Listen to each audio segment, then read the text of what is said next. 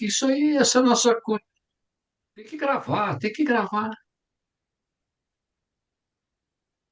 Então, Boa noite. é, Boa oi, noite, irmão irmão Daniel, Cid. boa noite. Boa Mas noite. Então, isso, por exemplo, Deus, inclusive, eu falando, né, a respeito do que dele utilizar informações falsas, boa noite. ele realmente falou, o profeta Jeremias falou muito sobre esse assunto com os profetas que falavam aquilo que Deus não tinha dito, ou seja, falsas verdades, né? Mentiras, ou seja, Deus não falou isso, mas os profetas eles falavam aquilo que Deus não Os tinha falsos dito, né? profetas, né? Os Falsos falsos profetas, profetas. Mas os autores exatamente. bíblicos, O não. pastor Os Klaus. autores bíblicos, não. Pastor Isso. Eu não Klaus. sou pastor, pastor Juvenal, eu não sou Ah, pastor. não, irmão. Não. Estamos aqui todos, todos, somos todos pastores. Faz diferença. Ô, irmão Klaus. E pastor não é irmão, não? Pastor Juvenal. Irmão. Sim. Pastor Juvenal, só um segundinho, só, por favor, Pastor Juvenal. Boa noite, Oi. irmão Daniel. Boa noite, tudo bem? Ah, Chegou mais cedo hoje, irmão, que bom. Pastor Lorival, boa noite, Boa meu noite, companheiro. irmão. boa Boa Tudo noite, noite. bom? pastor Boa Ivan. Boa noite, Tudo boa noite, em noite. pastor paz? Daniel. Maravilha. O pastor Evaldo Irmão também já Klaus. está entrando, hein? Boa noite a todos. Vai lá. Boa Pode noite. mandar, Pastor Juvenal. Eu ia provocar Pastor aqui, Evaldo, boa noite. Tudo bem, Pastor querendo Evaldo? provocar Maravilha. Bem, o irmão. Klaus. Pastor Ô, irmão Evaldo, Elias, boa noite. eu estou Pastor querendo Evaldo, o provocar clima aqui aqui um já pouco. começou quente, viu? O Klaus já chegou aqui, já É, tá, eu já, estou querendo ó, já provocar. pegou firme. Viu, irmão Elias, Fala, Pastor Juvenal. você que já recebeu o livro aí, estou querendo provocar, irmão Klaus. Aí Provoque, pastor. Fale. nesse livro, viu, irmão Klaus? Pois não. Esse livro que o irmão Elias levantou aí, ele tem um capítulo chamado Chegou para mim, chegou. Providência Divina e a Ciência. Aí eu fiz só uma pincelada lá. Depois você dá uma olhada lá no. Vou dar uma olhada, vou dar uma olhada. Não lembro qual é o É, número do capítulo, mas tá lá. Providência Divina e a Ciência. Uhum.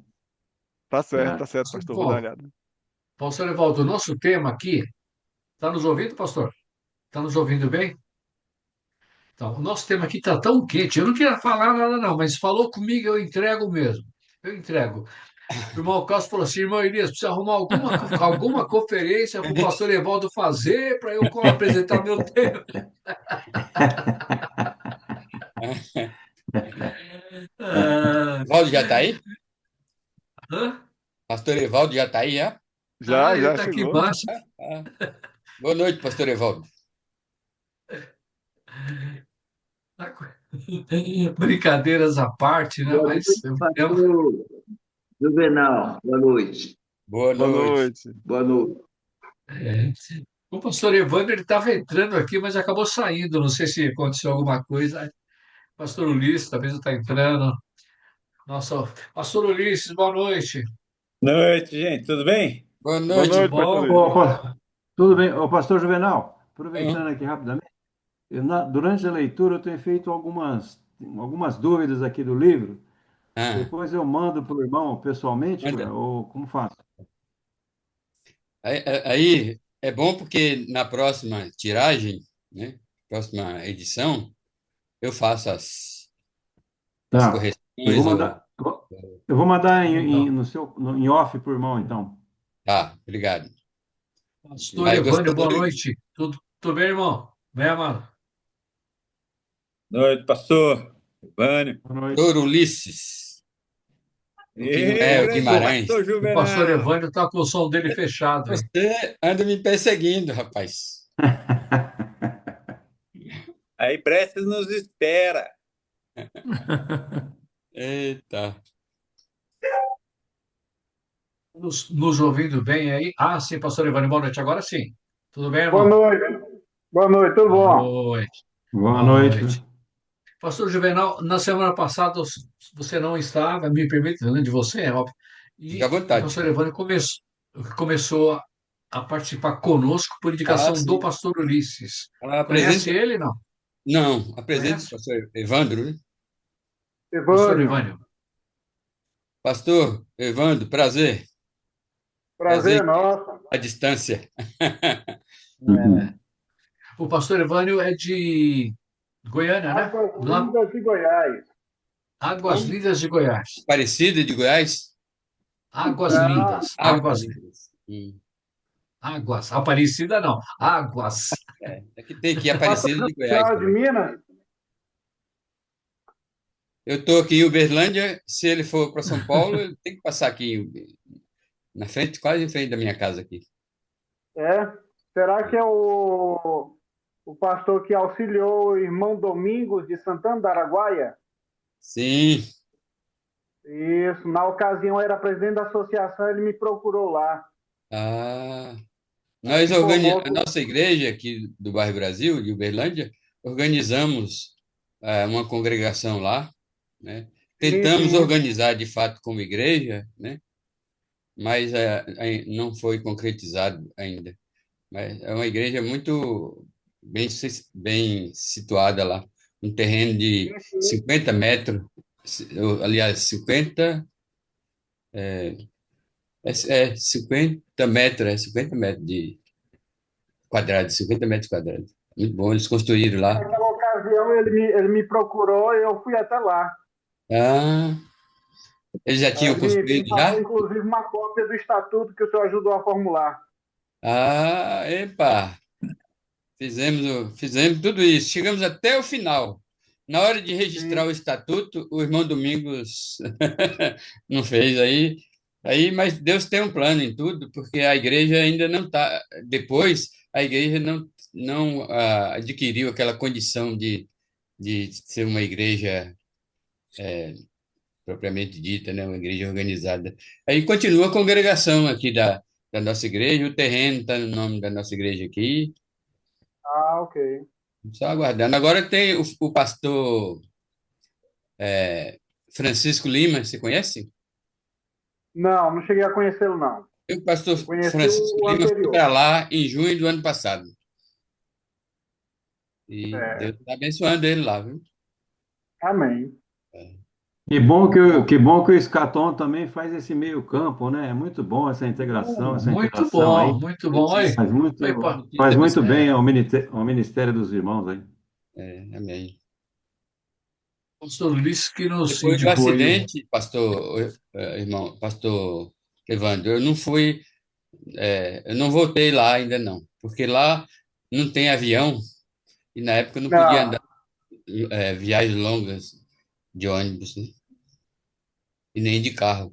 Agora talvez eu já possa. Então, eu pretendo um é, dia visitar os irmãos de volta lá. é bom. Legal, legal. Bom, o pastor Evandro se apresentou na semana passada, e aí tem muitos que ele não conhece, ou alguns que ele não conhece. Então, quem eu vou pedir para se apresentar primeiro para ele? O pastor Lourival poderia se apresentar, de qual igreja é, tudo que ele não conhece. E aí, gradativamente, um vai se apresentando, né? Depois, né? Mas hoje, depois, senão não tem estudo. O pastor Lourival poderia se apresentar? Pastor Evânio, por favor, pastor. Sim, meu nome é Lourival Marcelo Jordão Júnior, RG Prazer. 9 420 815, CPF, tal, tal, tal. Eita! Eu estou no ministério tem 20, 28 anos. Eu estudei no Instituto Bíblico Maranata, em Marilândia do Sul, no Paraná, e de lá nós fomos para Praia Grande, primeiro ministério, revitalização da igreja ali, depois Peruíbe, plantação de igreja lá, a igreja ali é pequena ainda, e de lá viemos para cá, para Vila dos Remédios, em São Paulo. Eu sou casado, pai de 3 filhos, um dos filhos, a filha mais velha, Catarina Jordão, ela tem um ministério com tutoria de educacional, ajuda pais e professores a fazer, ajudar as crianças a aprender a estudar, né? E ela é casada com Paulo Rodrigues. Eles moram em São José dos Campos, congregam na Igreja da Graça, lá em São José. O filho do meio, o Tiago Jordão, ele teve um ministério muito profícuo, assim, dentro dos batistas regulares, mas infelizmente aconteceu um problema com ele no primeiro casamento, teve que separar da esposa, divorciou, depois casou de novo, depois de 5 anos. Ele fez é, doutorado no- na USP e hoje ele dá aula no Mackenzie. E o filho mais novo, ele é professor, o filho mais novo é da presbiteriana, já é, é, já é ordenado pela presbiteriana, mora também em São José dos Campos e casado também, tem uma filhinha. O Tiago do meio também esqueci de falar que ele também é casado, tem uma filha também, né, com a esposa. Então os três filhos estão encaminhados. E eu moro em Osasco com a esposa, a gente cuida da sogra aqui. Então estamos assim. Tem 3 anos que eu estou aqui com os irmãos de Vila dos Remédios. Estamos aqui ajudando a igreja com o projeto de revitalização e tudo. É uma parte, né, da vida. Legal. Muito bom, obrigado, pastor Lorival. Para que o irmão Evânio, o pastor Evânio saiba, o Almir, o primo, que eu sempre falo primo, o Almir é da mesma igreja, é da igreja do pastor Lorival, e aquela irmã Cristina, que hoje não está presente, também é da mesma igreja. Então, os três são da Somos igreja. maioria aqui, né? Somos maioria aqui, apesar de uma igreja pequena, mas somos maioria aqui no grupo aí. Muito bom, muito bom. Vamos então começar. Hoje é a nossa última reunião desse primeiro semestre, né? Então, aí voltaremos, se Deus permitir, no mês de agosto, na primeira terça-feira útil do mês de agosto. Voltaremos, se Deus permitir, né? E eu queria pedir muito especialmente que nessa oração inicial, que o irmão orasse pelo meu cunhado, o Vanderlei, aquele que eu tenho pedido orações por ele. Ele tem um problema muito sério no coração, nas válvulas, e a gente tem sentido que ele tem estado um pouco pior a cada dia. E agora à noite ele teve que ir para o hospital novamente. Então, pedir orações por ele, que Deus tenha misericórdia dele, que possa prolongar os dias dele e ele se converter, né, com total firmeza, né, que a gente possa ver realmente e que Deus tenha misericórdia dele, né, Irmão porque Elias, por falar em é só coração, misericórdia de Deus mesmo. Hã? tem notícia do pastor José Bezerra? A última vez que eu falei com ele, faz aqui, talvez umas 3 semanas, a gente conversou, ele está razoavelmente bem e dentro das possibilidades, mas ele também sente cansaço. E o problema dele, pelo que eu entendi, é mais ou menos o problema do meu cunhado, que é um problema de coração muito sério, que é na válvula. Não sei se os irmãos já viram. A válvula do nosso coração é um carocinho, assim, ó, são dois carocinhos, coisa assim absurda.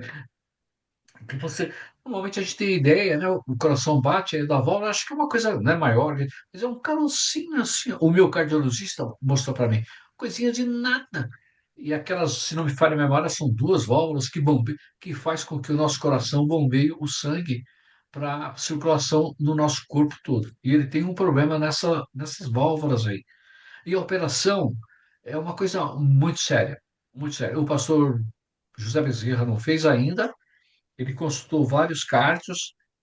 Para vocês terem ideia, o meu cunhado, eu sei porque eu acompanhei, então o médico-chefe falou para ele assim, falou: "Pô, você quer operar? A gente opera, a decisão é sua. Se a gente operar você, você pode morrer na mesa de operação. Você pode morrer depois de um mês. Você pode morrer daqui a 2 meses. Pode morrer daqui a um ano, se operar. Se não operar, você pode morrer daqui a um mês. Você pode morrer daqui a um ano. Pode morrer daqui a 2 anos. Entende? Então, assim, é uma coisa absurda. É só Deus mesmo. Aí ele optou por não operar. Falou: não vou operar. E eu não conheço até, tem duas, três pessoas que eu conheci assim, afastado, que fizeram a mesma operação e não resistiram. Operou depois de 2, 6 meses, um ano depois morreu. Então, assim, eles não têm ainda uma solução para isso. Problema de coração, essa parte do coração não tem solução.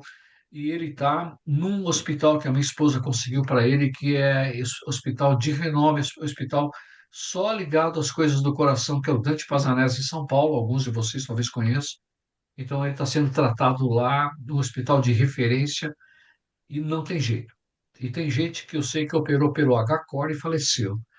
E o caso do pastor Bezerra é mais ou menos sério, nessa linha também. Então, é muito complicado, só Deus mesmo.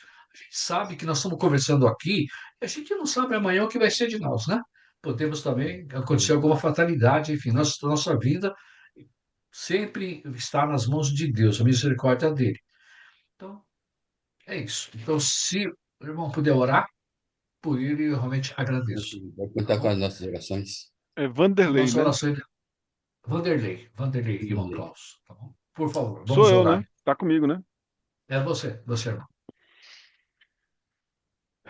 Bom Pai Celestial, obrigado, bom Pai, por mais essa reunião de Escatom, que nós podemos participar. Obrigado pela presença de cada pastor aqui, de cada irmão.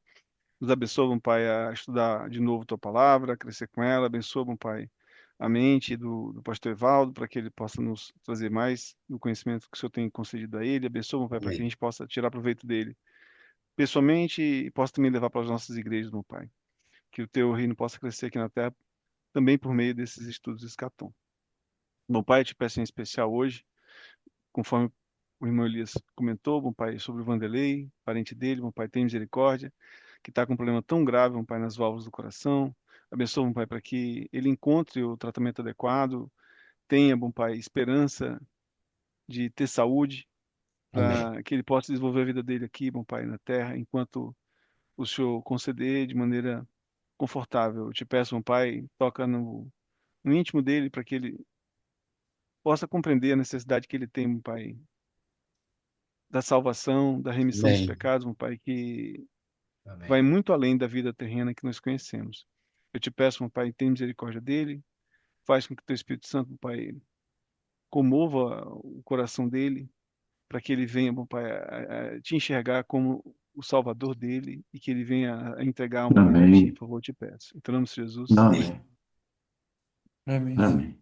Amém. Amém. Pastor Evaldo. Irmão Daniel, se Pronto. você conseguir subir a sua câmera um pouquinho para a gente ver só um pouquinho baixo. Pastor Evaldo, fique à vontade, por Estou favor. Aí, escondendo a agora sim. barba aí. Oi. Agora sim.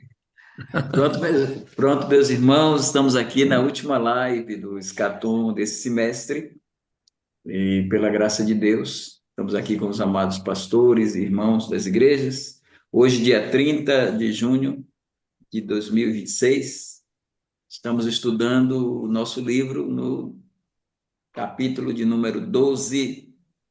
E antes do irmão Almir colocar os slides, eu queria só dar minha resposta a uma pergunta, uma colocação que ficou pendente na última live, que foi do pastor Ulisses, sobre os anjos, quando ele apresentou os anjos da arca. Claro que ali é uma expressão que o Senhor Deus traz para, como ele colocou modelos para o tabernáculo, ele também mandou fazer o propiciatório, e com os dois querubins acima da cobertura, o propiciatório.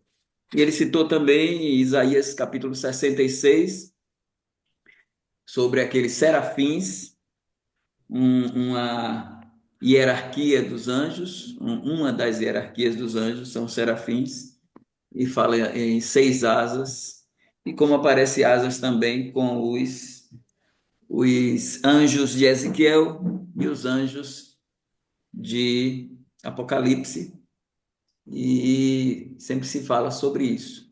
Quando, e aqui a maioria dos irmãos fez teologia, na teologia, na parte das 10 doutrinas chamadas angelologia, nos mostrado que os anjos, eles não são uma raça, eles são um batalhão.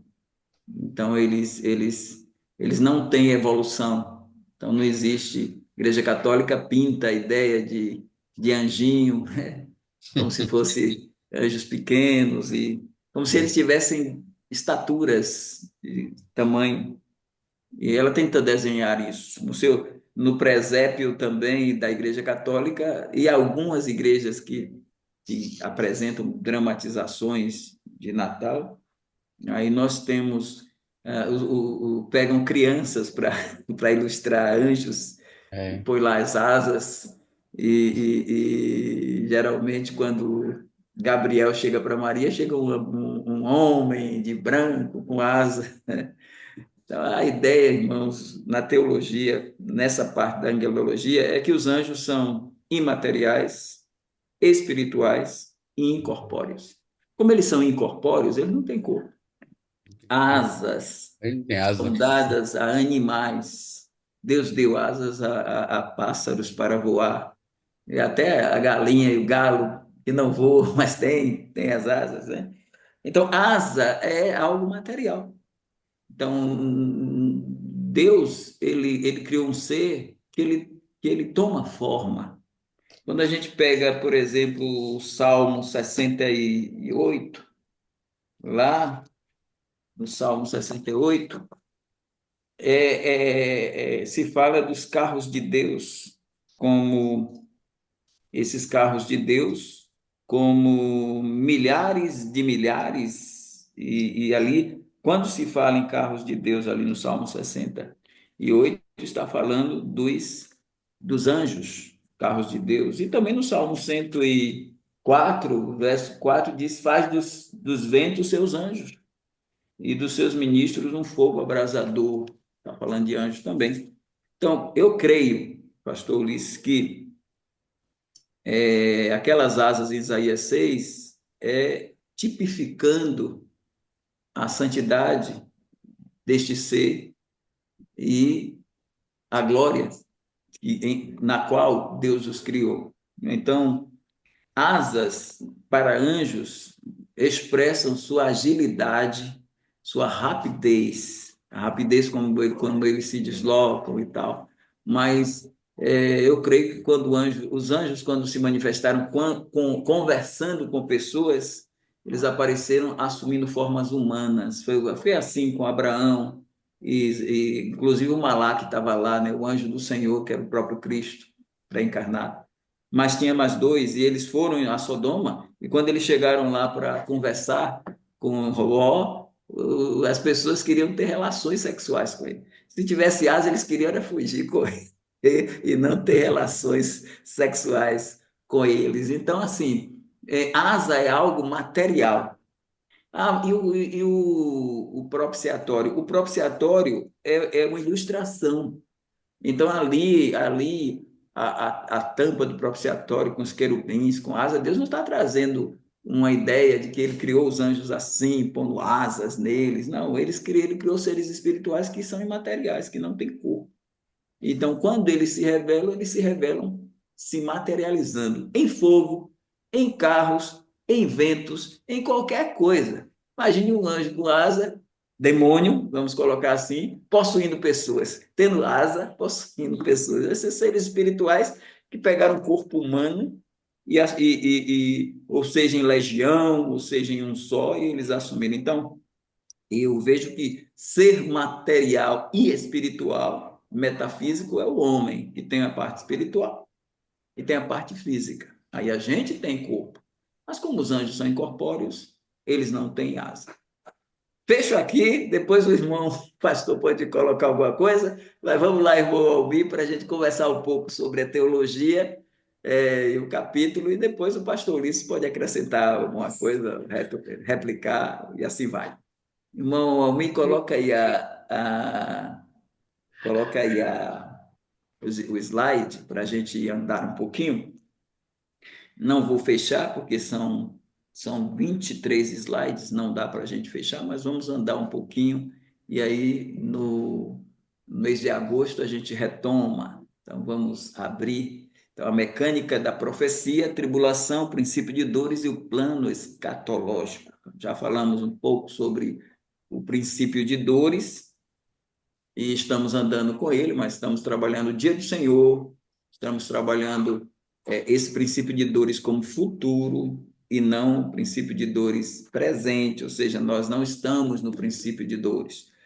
O princípio de dores começa na tribulação. depois do arrebatamento da igreja. E aí o irmão pode passar para a gente falar sobre essa estrutura e essa engenharia do fim. Aí nós temos essa tese epigráfica, que é o ápice da impiedade. Então, nós temos as 69 semanas de Daniel e a 70ª semana de Daniel. No meio nós temos a lacuna profética, eu já falei sobre esta lâmina, só retomando. Então, dentro desse contexto, a gente tem a rejeição do rei, a entrada triunfal. Mateus, tem Lucas, tem em Marcos, nos sinóticos.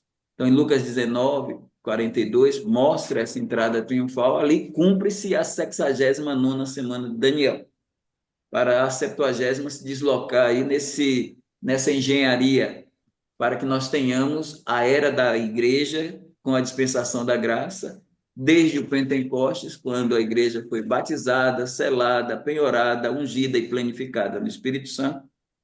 Nesse contexto, na boa oliveira, a nação de Israel foi cortada, o povo de Israel, o povo étnico de Israel foi cortado. Claro que o remanescente, segundo a eleição da graça, dentro do contexto da igreja, são judeus convertidos e que se unem aos gentios para formar o corpo de Cristo numa fusão.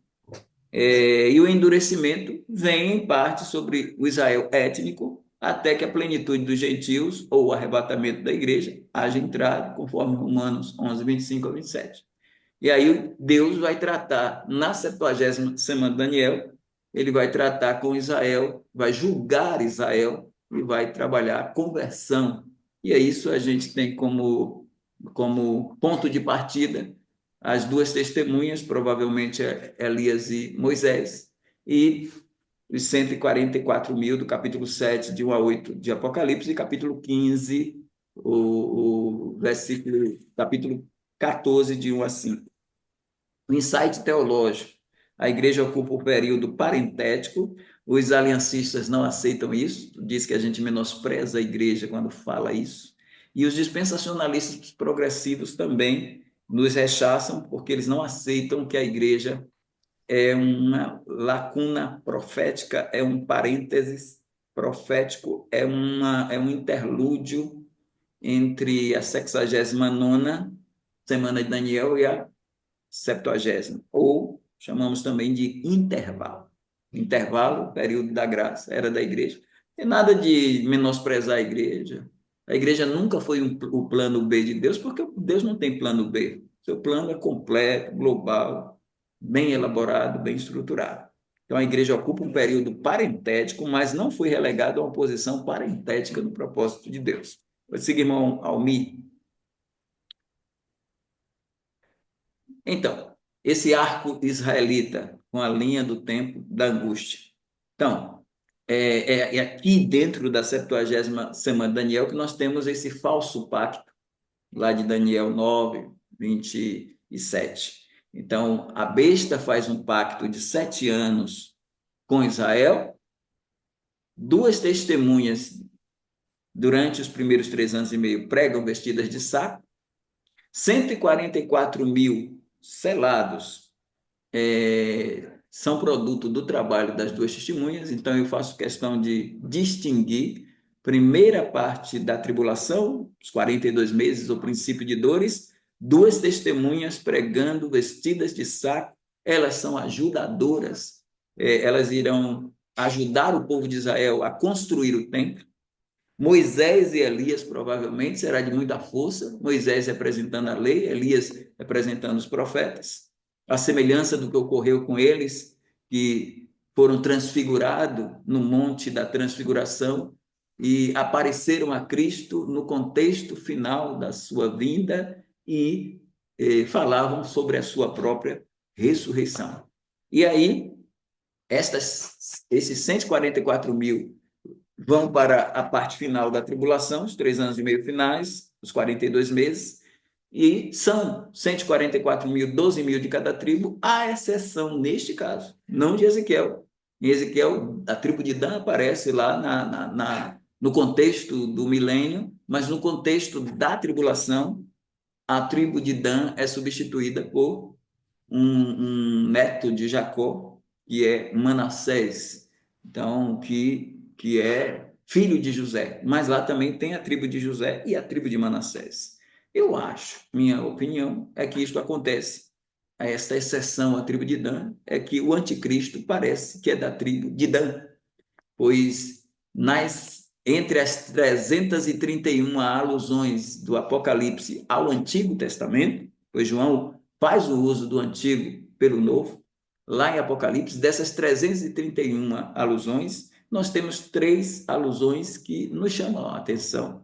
Capítulo 49 de Gênesis, há 2 alusões. Primeira, no Senhor Jesus Cristo como Cordeiro-Leão, que vai pegar o livro para abrir, o livro lá que está na mão direita do Pai, e ele pega o livro e é apresentado ali como aquele que foi morto e agora estava vivo, e diante disto é dito que ele é o leão da tribo de Judá. E na bênção lá do capítulo 49, a bênção de Jacó aos seus filhos, ele diz sobre Judá, Judá é leãozinho. E diz que o cetro não se afastará de Judá, até que venha Siló, e as nações se submeterão a ele. Siló é Cristo, e ele é chamado de leãozinho da tribo de Judá. Então, ali uma alusão. Mas, ao mesmo tempo, naquele mesmo contexto, é dito que Dan é serpente junto do caminho. Então, Dan julgará o seu povo. Dan é serpente, Judá é leãozinho. No capítulo 5 de Apocalipse, Jesus é o leão da tribo de Judá. Nesse contexto desse capítulo de número 7, a gente percebe que Dan é serpente, e aí a gente linka com o capítulo 12 de Apocalipse, quando é dito que o dragão é a antiga serpente, chamado Satanás. E aí faz referência ao Éden, mas sim, Jesus é o leão da tribo de Judá e da serpente, e o anticristo vai se apossar, ou vai ser possuído pelo dragão, que é a antiga serpente. Então a gente faz essa relação acreditando que o anticristo será judeu da tribo de Judá. E aí, as 2 testemunhas, depois os 144.000, pregarão o evangelho do reino dentro do contexto da tribulação. E aí temos uma coisa muito importante, porque muitos dizem que o Espírito Santo será tirado da terra na tribulação, mas Jesus diz em capítulo 24, versículo 14, este evangelho do reino será pregado em testemunho a todas as gentes, e então virá o fim. Como é que pode o anticristo na terra e esses 144.000 fazer mais do que a igreja? Porque eles conseguirão pregar em todo mundo. Todo mundo ouvirá o evangelho. Todas as nações, os 144.000 farão isso. E eles não poderão fazer isso sem a presença do Espírito Santo na vida deles, como também as 2 testemunhas não poderão profetizar por 1.260 dias sem a presença do Espírito Santo na vida deles, e as conversões também. Claro que é uma ação distinta da ação do Espírito Santo, desde Atos 2 até Apocalipse 4:2, na era da graça, que é como batismo, penhor, unção e selo, como também plenitude. Mas o Espírito Santo estará agindo na terra durante o período tribulacional. A traição. Na metade da semana, a besta quebra o pacto e proíbe o sacrifício. Daniel 9:27. O sistema econômico é dominado. Comprar e vender exigem o número, 666, a marca e o sinal, não é? Ou a marca e sinal é a mesma coisa, a gente insere aí o nome, a marca ou sinal e o número. E a nação de Israel, capítulo 12 de Apocalipse, a mulher, ela vai fugir até a libertação final, que é quando Jesus voltar no vale de Jezreel, no vale de Josafá, no vale de Megido, na planície de Jezreel, lá no Armagedon. E aí O destino de Israel será fugir, a perseguição culmina na batalha do Armagedon e na intervenção direta do Messias, que sozinho vem, pisa o lagar e derrota os reis da terra. Próximo slide, irmão Almi. Então, a pergunta central, esse é o norte profético. Qual é a pergunta central? No campo do contexto, a esperança judaica de uma restauração terrena, o milênio era patente. Então, mesmo depois da ressurreição, lá em Atos, capítulo 1, versículo 6, essa pergunta nos ajuda, porque os aliancistas não conseguem se desvencilhar disso, embora tentem fazer malabarismo. Hernandes faz isso na análise do livro de Atos, na exposição do livro de Atos. Como que os discípulos ainda estavam infectados com a ideia de um reino político e Jesus quebra essas esperanças. Não quebra. Era o momento de quebrar. Mas diz assim o texto: aqueles, pois, que se haviam reunido, perguntaram-lhe, dizendo: Senhor, restaurarás tu neste tempo o reino a Israel? Essa é a pergunta do milênio. Vai ter milênio, Senhor? Vai ter milênio? Essa é a pergunta. Vai ser nesse tempo? Aí Jesus vai dizer: não vos pertence saber os tempos ou as estações que o Pai estabeleceu pelo seu próprio poder. Porque eles estavam pensando que o milênio seria restaurado quando ele enviasse o outro Consolador. A promessa no capítulo 1 é: não fiquem em Jerusalém até que do alto vocês sejam revestidos de poder. E ser-me-eis testemunhas em Jerusalém, Judeia, até os confins da terra. É claro que Jesus está anunciando aí a pedra, não esmiuçando a estátua do capítulo 2 do livro de Daniel. Não é a pedra vindo sem auxílio de mãos e batendo nos 10 dedos dos pés da estátua, esmiuçando o império babilônico, medopérsico, grego e romano, que vai voltar num renascer do Império Romano, acoplando todas as impiedades dos impérios perseguidores de Israel. E eles aparecem no formato de leão, urso, leopardo e besta indescritível no capítulo 13 de Apocalipse. Jesus vai anunciar uma pedra que chega, e ele é a pedra angular, rejeitada pelos judeus quando o reino foi adiado.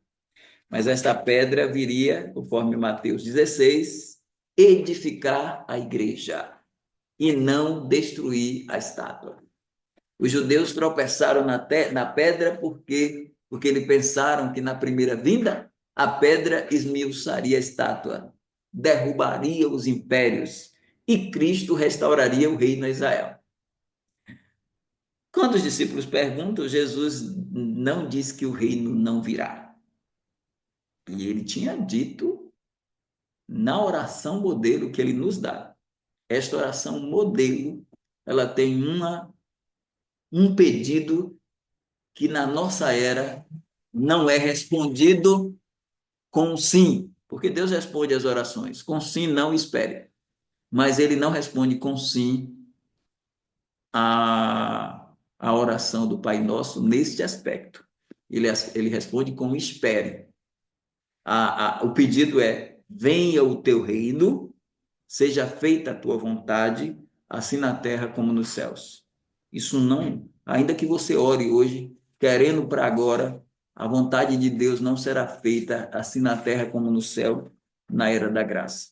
A vontade de Deus será feita assim na terra como no céu, de forma parcial no milênio, porque ainda vão ter rebeldes no final, e de forma total no estado eterno, no reino eterno, capítulo 21 e 22 de Apocalipse.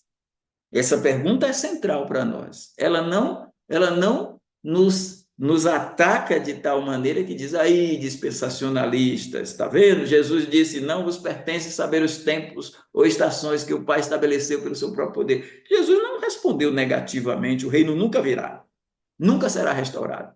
Ele apenas respondeu com: esperem, e deixa isso com o Pai. Vamos para outra lâmina do slide, que é esta aqui, um debate maravilhoso para nós. A restauração de Israel, essa de Atos 1. Veja, em Atos 1, os discípulos receberam, estava Pedro, só não estava Judas. Os 11 estavam lá.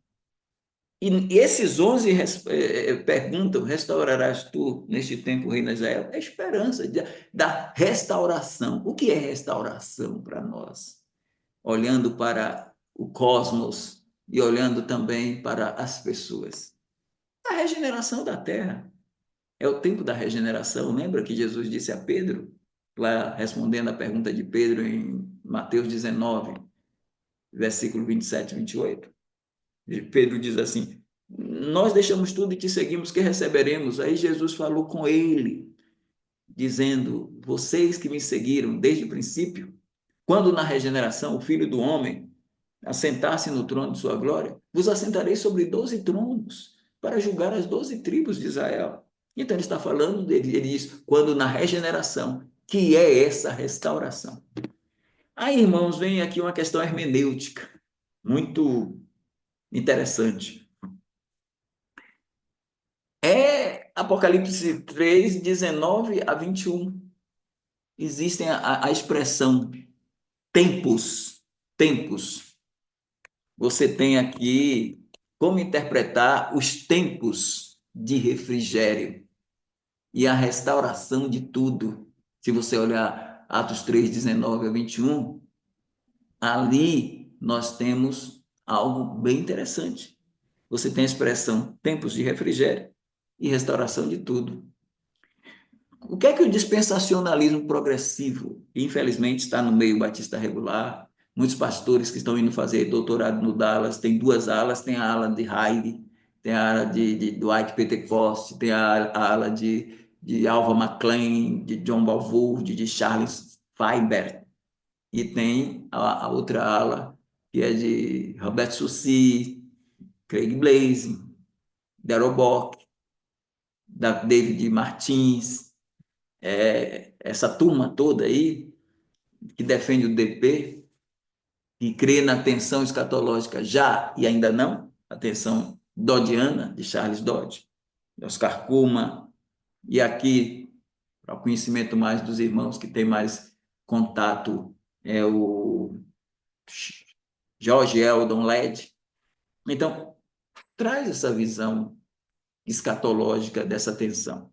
Mas quando eles olham esse versículo para interpretar, eles dizem o seguinte: para eles, tempos de refrigério é o tempo da igreja. Tempos de refrigério. Lembra? Arrependei-vos e convertei-vos para que sejam apagados os vossos pecados e venham os tempos de refrigério pela presença do Senhor. Aí esses tempos de refrigério, eles dizem, tempo de refrigério é o tempo presente da igreja, o aspecto já do reino, acreditando eles que o reino foi inaugurado. Então, restauração de tudo, aí sim, é o retorno, porque diz, convém que os céus o contenham até a restauração de tudo. Aqui, restauração de tudo é o retorno futuro de Cristo, a fase ainda não. Mas qual é o problema? O problema é, eles separam eventos que o texto une gramaticalmente. E para isso eles precisam da chamada hermenêutica complementar. Eles precisam da abordagem eclética. E por isso, eles dizem assim, tempos de refrigério é o já, é o tempo presente. Restauração de tudo é o ainda não, é o retorno de Cristo para implantar o milênio. O problema, irmãos, é que eles estão separando eventos que o texto, se você olhar pelo contexto, numa interpretação histórico-gramatical consistente, o texto não admite esse tipo de interpretação. É equivocado. Então, está separando eventos que o texto une gramaticalmente. Nossa visão que não é não é o DP, é o DC e DR. Visão dispensacionalista, DC e DR é a seguinte: a posição de Charles Heide é que a construção gramatical liga indissociavelmente os dois eventos. Conclusão de Heide: ambos os versos tratam de uma única época. Se trata de uma única época, não tem já ainda não. A única época é milênio, é reino milenar. A restauração literal de Israel no reino milenar que ocorrerá somente quando Cristo voltar e não antes. Passa aí, irmão, próximo slide, que vai clarear mais para os irmãos. Vamos interpretar aí. Visão progressiva, visão dispensacionalista. A nossa. CV, clássica, CR, clássica e revisada. Está do lado de cá. Do lado de cá está, então, do lado esquerdo, meu aqui do lado esquerdo, visão progressiva, lado direito, visão dispensacionalista. Tempos de refrigério, Atos 3,19. Para eles, aspecto já do reino, tempo presente. Para o dispensacionalista revisado e clássico, reino milenar e davídico, retorno futuro. Tempos de restauração, Atos 3,21. A fase ainda não, retorno futuro. Para nós, acontece simultaneamente ao refrigério, retorno futuro. Para nós, todos os dois, o 19 e o 21, retorno futuro. Então, quando diz para que venham o refrigério, para que venham os tempos de refrigério pela presença do Senhor, a parousia ali é a volta de Cristo. A presença do Senhor não é a presença do Espírito Santo em nossa vida quando a gente crê. Arrependei-vos, pois, e convertei-vos, é bom lembrar que Pedro está falando ali com os judeus. Claro que a igreja está ali, mas ele está falando ali também, quando ele traz a toda a igreja também faz parte disso. Dos tempos de refrigério, porque a gente vem para reinar. Então, arrependei-vos e convertei-vos para que sejam apagados os vossos pecados. Joia! Isso agora. E para que venham os tempos de refrigério pela presença do Senhor. A presença do Senhor é a sua presença física, retornando para assentar-se no trono de sua glória. Então, a construção gramatical liga os dois eventos. Tempos de refrigério e tempos de restauração, que aí Pedro já está, interessante, irmão Klaus, irmão Almir, pastor Juvenal, irmão Elias e demais pastores, interessante que em versículo 6, os discípulos de Jesus ainda não tinham recebido o Espírito Santo em forma de batismo, selo, penhor, unção e plenitude. Então ali está Pedro. Pedro está dizendo com os outros 11, Senhor, restaurarás tu neste tempo o reino a Israel? Agora, com o Espírito Santo, Pedro já entende que a restauração não é quando a igreja nasce. Pedro pensou, vai ser nesse tempo que vai restaurar? Não, a restauração é no milênio. E os tempos de refrigério é no milênio. É essa a questão. Então, a construção gramatical liga os dois eventos. Ambos ocorrerão na segunda vinda de Cristo, inaugurando o reino. Veja, irmãos, o que é a hermenêutica, como a gente vai interpretar. A nossa interpretação é essa. A interpretação dos aliancistas os aliancistas dizem, para os aliancistas, quando eles olham esse texto, eles dizem, não existe aqui nem já, ainda não. O aliancista diz, tempos de refrigério é agora e tempos de restauração é agora. Para eles, todos dois fazem parte de uma espiritualização de um reino de Deus a partir da conversão das pessoas e Cristo reinando através do Espírito Santo na igreja. Israel descartado. Para o progressivo, não. Tem uma parte que é o já, tempos de refrigério, tem uma parte que ainda não, tempo da restauração. Para nós, revisados e clássicos, não tem já, ainda não, coisíssima nenhuma. Aí, tudo isso aí está dentro do escatom. Tudo isso aí é escatológico. Tudo isso aí tem a ver com o milênio. Segue, irmão Almir, mais um pouco. Aí a gente chega num assunto maravilhoso. Olha que cena, o Vale dos Ossos Secos. A metáfora definitiva, Ezequiel 37. Estes ossos são toda a casa de Israel. Eis o que dizem os nossos ossos. Eis que dizem, os nossos ossos se secaram e pereceu nossa esperança. Aí nós temos agora, já passou o tempo da igreja, e entre Ezequiel 37 e nós vamos ter o Vale dos Ossos Secos e depois a inauguração da nova aliança, da aliança abraâmica, da aliança davídica, mas a nova aliança está aí no final de Ezequiel 37. Eu vou deixar isso aqui para agosto, viu, irmão Elias? Porque é muita coisa maravilhosa e eu não teria tempo, em poucos minutos, falar, mas aí, irmão Almir, a gente vai suprimir as lâminas anteriores do slide e a gente vai entrar com o Vale dos Ossos Secos no segundo semestre. Aí o pessoal que está assistindo aí, tenha paciência. Primeira semana de agosto, a gente vai ter essa cena deslumbrante, sublime, e a gente vai conversar mais, porque tem muita coisa para a gente analisar. Mas eu já falei coisas aí que talvez suscitem perguntas, indagações, colocações. Então, irmão Elias, é com o senhor e com a turma aí dos Escatom, a turma boa dos Escatom aí, dos pastores e demais irmãos. Irmão Elias. Tá bom, pastor Evaldo. Esse Vale dos Ossos Secos aí promete, porque realmente eu já vi pastor pregando que os ossos secos já estão carne aí, eu não sei de onde, mas enfim, deixa isso para lá. Irmão Daniel, o primo também levantou a mão, não sei o que é. Irmão Daniel, eu vi primeiro, depois primo, tá bom, primo? Irmão Daniel, por favor. O irmão Elias, quer falar primeiro? Irmão Não, Almir, quer falar primeiro, irmão Almir? Não, fica à vontade, irmão Daniel. Pode falar, depois eu aguardo. Ô, pastor Evaldo, que bênção esse encerramento do semestre foi um chave de ouro. Muito, muito obrigado, viu? Muito agradecido. Eu só gostaria de confirmar com o pastor uma informação que eu tenho. É, as duas testemunhas pregarão para Israel e os 144.000 pregarão para o mundo todo. Está assim, está correto? Confere, corretíssimo. Então, Porque assim, irmãos, olha, eu vou trazer uma coisa aqui bem interessante, rapidinho. A gente tem um trunfo, uma carta na manga que arrasa com os pós-tribulacionistas, arrasa.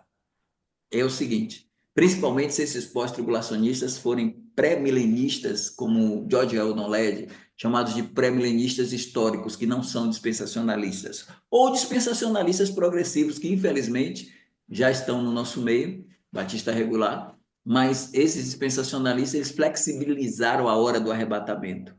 Pode ser pré-tribulacional, mid-tribulacional, pré-ira ou pós-tribulacional. E aí, eu tenho uma coisa a dizer a quem crê no milênio. Como é e é pós-tribulacionista?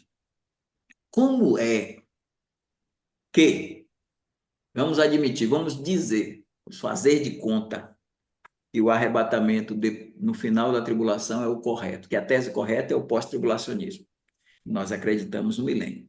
Aí, na hora do arrebatamento pós-tribulacional, na vinda de Cristo, visível, fase visível da vinda de Cristo, ele vem e vai arrebatar todos os salvos da igreja, que passaram pela tribulação. Levou todo mundo.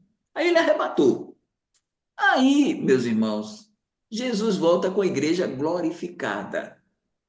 Quem ele encontra na terra se ele arrebatou todos os salvos da igreja? O que é que ele vai encontrar? Só ímpios para o juízo. Só que quando ele vem, Mateus 24, 31 a 46, só que quando ele vem, ele manda os anjos virem e separar os bodes das ovelhas para o julgamento das nações, para ele incluir no milênio o núcleo. Aí ele vai botar Israel no meio, os pequeninos irmãos, e vai colocar as ovelhas do lado direito e vai dizer a esse grupo, que é o núcleo do milênio: vinde benditos do meu Pai, possuí por herança o reino que vos tenho preparado desde a fundação do mundo. E os bodes, ele vai dizer: apartai-vos de mim e tal. Pergunta aos irmãos, como é que isso pode funcionar? Se Jesus já está voltando com a igreja glorificada, como é que ele vai encontrar ovelhas e o núcleo do milênio, se todo mundo é incrédulo? Porque ele já até levou todo mundo. Aí arrasa com eles. Não tem como ter milênio, porque essas pessoas vão ter que gerar filhos e proliferar o milênio. Então, quem é glorificado não vai. Também Jesus vai encontrar. Que grupo é esse? Que dois grupos são esses? Dos pequeninos irmãos de Jesus, que são os judeus, das ovelhas, que são os gentios convertidos, tirando aí judeus e gentios juntos nos bodes. Aí alguém perguntou para mim, então o senhor também está em apuros? Porque a Bíblia diz lá em Romanos 10, como ouvirão se não há quem pregue? Citando Isaías, Paulo citando. Aí ele disse, não, o senhor está em apuros porque se todo mundo, se todos os salvos vão subir na hora do arrebatamento pré-tribulacional, e as pessoas que vão ficar, vão ouvir o evangelho de quem? Se todo mundo já foi no pré-tribulacionismo.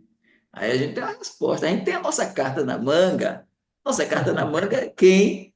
Duas pessoas de outra dimensão, Moisés e Elias, as duas testemunhas, que já são crentes, que já são de outro tempo, e que Deus vai trazer para aquele tempo. Então, nós temos as duas testemunhas, elas têm que começar, irmão Daniel, no início da tribulação.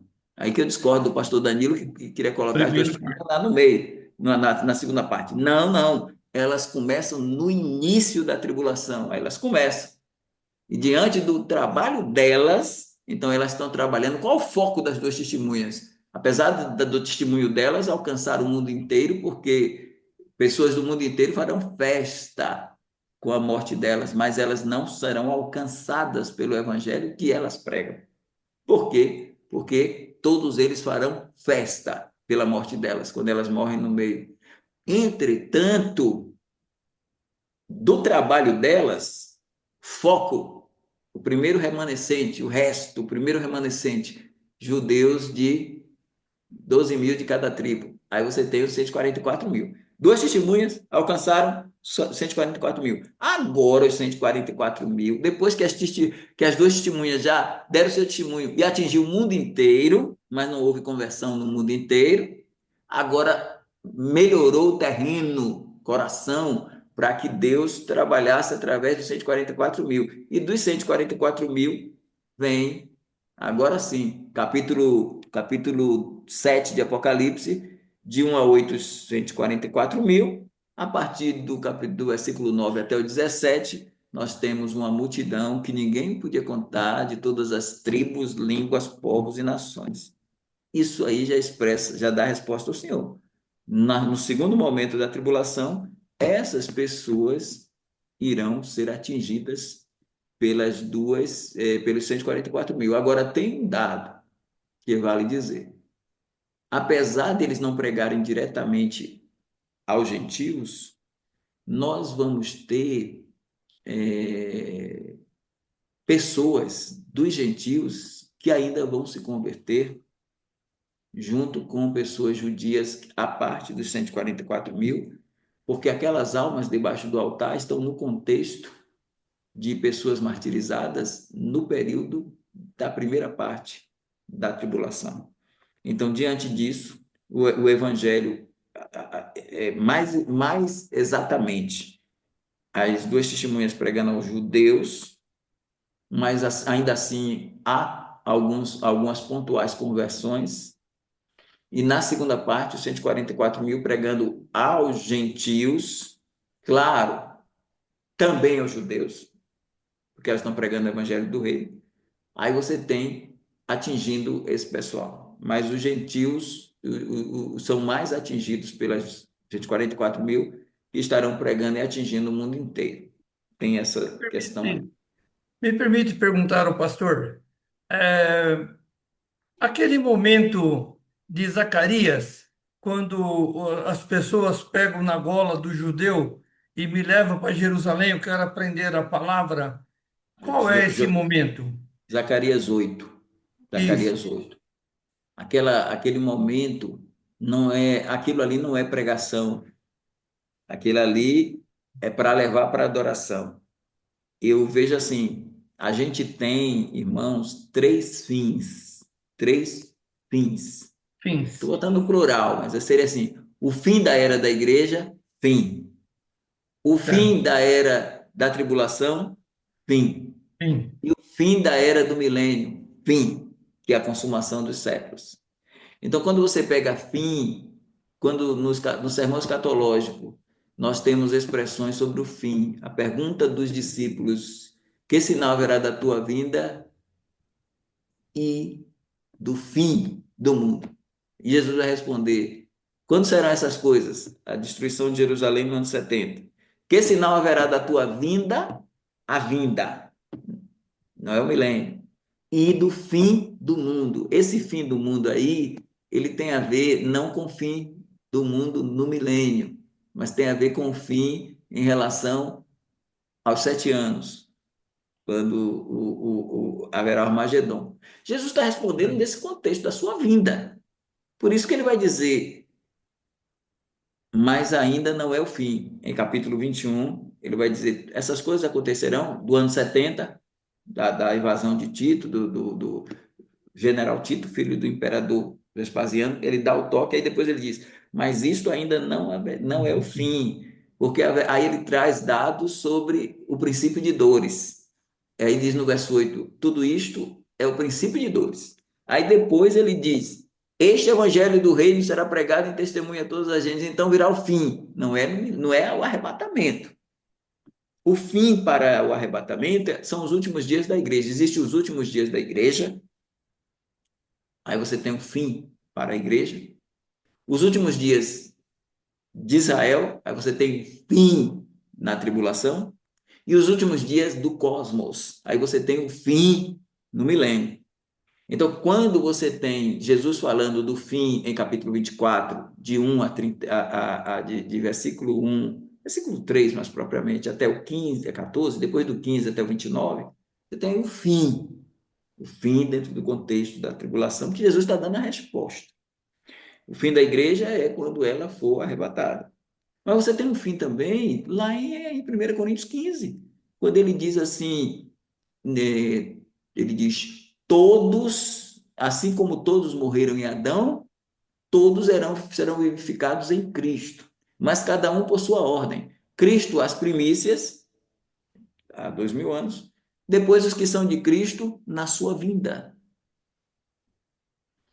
Os da igreja, as duas testemunhas no meio da tribulação, e os crentes do Antigo Testamento, e os da tribulação no fim, ali chegando na reta final, Jesus voltar. Aí ele diz, Cristo, as primícias, depois os que são de Cristo na sua vinda, e depois, ele está falando ainda de ressurreição, a segunda ressurreição, após o milênio, e depois virá o fim. Esse fim não é o fim lá de Mateus 24, é o fim do milênio, quando o filho entregar o reino ao Pai. Aí você tem no fim do milênio, que convém que ele reine, tanto que ele bota ali o quê? Ele bota o último inimigo a ser destruído. Nesse contexto, ele diz, e o último inimigo a ser destruído é a morte. Por que a morte vai ser destruída no fim? Que fim é que a morte vai ser destruída? É no fim do arrebatamento da igreja, quando os salvos vão ser ressuscitados que morreram? Não. É no fim da tribulação, quando no fim da tribulação, quando os crentes reinarão com Cristo, mas os incrédulos continuam mortos até os 1000 anos se acabarem. Então, quando a gente tem, no final do milênio, no fim do milênio, a ressurreição, porque esse depois é importante. E não adianta, irmão, a gente dizer Cristo as primícias, depois os que são de Cristo na sua vinda, e o depois virá o fim, sem você encaixar nesse depois virá o fim, a ressurreição, porque está falando, o capítulo todo trata de ressurreição. A gente tem que avaliar o contexto e não sacar o texto do contexto para virar pretexto. Então, nesse campo aí, o fim está lá no final no fim do milênio. E aí, no fim do milênio, o que é que ele vai dizer? Depois virá o fim, e aí ele vai dizer ali, onde está a morte, o teu aguilhão? Não, ele não vai dizer isso. Ele só vai dizer onde está a morte, o teu aguilhão, para a vida e ressurreição do crente, lá no capítulo 51, capítulo 15, de 51 a 56. Mas quando ele fala do depois virá o fim, ele não entra onde está a morte, o teu aguilhão, ele vai dizer o último inimigo a ser derrotado é a morte. E interessante, irmãos, a segunda ressurreição, ela não gera vida. A segunda ressurreição gera morte. Porque a pessoa ressuscita para morrer. Olha que coisa. Ela estava morta. Eles vão ressuscitar para morrer. Porque eles ressuscitam para ser jogados para dentro da segunda morte. Então não é uma ressurreição para viver. É uma ressurreição para morrer, mas não é para como pensam os adventistas de Testemunho de Jeová e os mortalistas que dizem que é uma ressurreição para ser destruído, para morrer no sentido de ser eliminado, ficar um pouquinho no inferno e depois. Não, é uma ressurreição onde no juízo final está dito assim: a morte e o inferno foram lançados para dentro do lago de fogo. O lago de fogo é a segunda morte. Então, respondendo ao irmão, nesse campo, é essa questão. Desculpe porque eu fui prolixo, mas era necessário Não, para a gente. excelente. Muito obrigado, pastor. Muito obrigado. Imagina, pastor Evaldo, prolixo? Não. O irmão foi assim certeiro, né? Porque realmente, olha, é um privilégio muito grande a gente aprender tudo isso, né? Então, eu sei que o irmão, acho que o irmão Klaus que levantou a mão, né? Irmão Klaus, o primo Acho que o também, irmão Almir, não? Primeiro, irmão Vamos Almir, ouvir. né? E Hum. depois, e o terceiro sou eu também, tá? Então vai, irmão Almir, por favor, depois irmão Klaus. Primo, vamos lá. Duas pontuações aqui. A primeira sobre o que o próprio irmão Daniel falou, sobre as 144.000, que o pastor disse que eles farão mais do que a igreja, né? Então, eu fico pensando qual a estratégia dessas 144.000 que eles utilizarão e o que eles farão que a igreja não tem feito hoje, né? Uma vez que, como o pastor mencionou, que eles farão muito mais do que a igreja. É bem interessante, não? Claro que quando eu coloquei isso, eu falei no campo de abrangência, no campo no tocante ao alvo, porque Jesus Cristo disse que este evangelho do reino será pregado em testemunho a todas as gentes e então virá o fim. Porque a visão pós-milenista, missional, é uma visão de que a igreja vai conseguir conquistar o mundo todo para Cristo. Ela vai conseguir atingir, inclusive eles dizem que o cavalo branco do capítulo 6 de Apocalipse é o evangelho, que vai trazer a paz e conseguir conquistar a todos. E eles acham que o fermento lá da parábola é o evangelho e tal. Mas a igreja, claro, em 2000 anos, ela fez muito que os 144.000, em termos de ganhar as pessoas e pregar o evangelho até a quem não creu, sendo cheiro de morte para os que se perdem e cheiro de vida para os que creem. Mas o que eu quero dizer quando eu falei isso é que eles vão conseguir atingir lugares e pessoas e tribos que o mundo, que a igreja não conseguiu.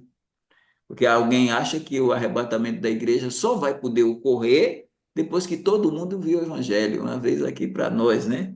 O R.R. Soares estava no show da fé, e aí alguém fez, porque ele tinha uma parte que tinha as perguntas, né? Alguém perguntava no ar, e alguém perguntou assim, se Cristo estava perto de voltar. Ele disse, não se preocupe com isso não, tão cedo ele vem. Ele não vai vir assim cedo não, porque lá em Mateus 24:14 diz que este evangelho do reino será pregado em testemunha a todas as nações. Então, R.R. Soares, tal qual Valdemiro, Duque e Edir Macedo vão querer perder a galinha de ouro, se os ovos da galinha de ouro, se Jesus voltar logo, eles perdem. Então, deixa Jesus lá. Mas o que eu quero colocar é que isso é falso.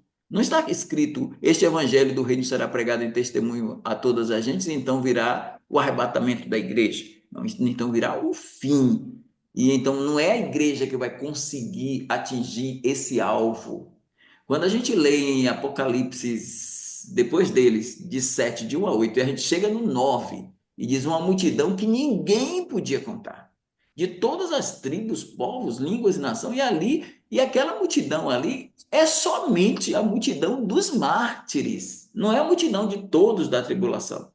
Porque existem também aqueles que, quando Jesus voltar, vai encontrar vivos, que não morrerão, que não serão atingidos. Os próprios 144.000 o anticristo não vai atingir. E também a mulher do capítulo 12 diz que ela é guardada da vista da serpente por um tempo, 2 tempos e metade de um tempo. Então, diante disso, a abrangência, o atingir, a dimensão do evangelho do reino com essas testemunhas, e depois com 144 mil, ela ganha uma expressão maior do que a igreja. Eu quero colocar, para ficar melhor, a igreja no tempo do arrebatamento, nos dias aí, ou nos anos que precedem o arrebatamento.